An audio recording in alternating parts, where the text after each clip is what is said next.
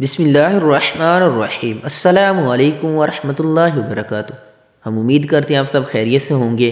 حضرت ابو ہریرہ رضی اللہ تعالی عنہ سے روایت ہے کہ رسول اللہ صلی اللہ علیہ وآلہ وسلم نے ارشاد فرمایا، جو شخص دن بھر میں 100 مرتبہ ان کلمات کو پڑھے، وہ کلمات یہ ہیں: لا الہ الا اللہ وحدہ لا شریک لہ لہ الملک ولہ الحمد وَلَهُ الْحَمْدُ وَهُوَ عَلَى كُلِّ شَيْءٍ قَدِيرٌ۔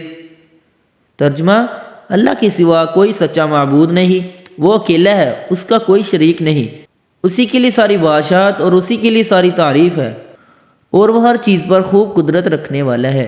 سبحان اللہ۔ جو شخص ان کلمات کو روزانہ پڑھے گا تو اسے 10 غلام آزاد کرنے کے برابر ثواب ملے گا، 100 نیکیاں اس کے نامہ اعمال میں لکھی جائیں گی اور 100 برائیاں اس سے مٹا دی جائیں گی۔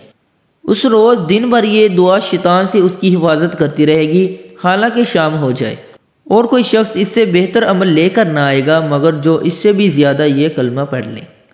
سبحان اللہ۔ اللہ پاک ہمیں اس پر عمل کی توفیق عطا فرمائے۔ اللہ پاک ہم سب کی تمام مشکلات کو آسان فرمائے۔ آمین ثم آمین۔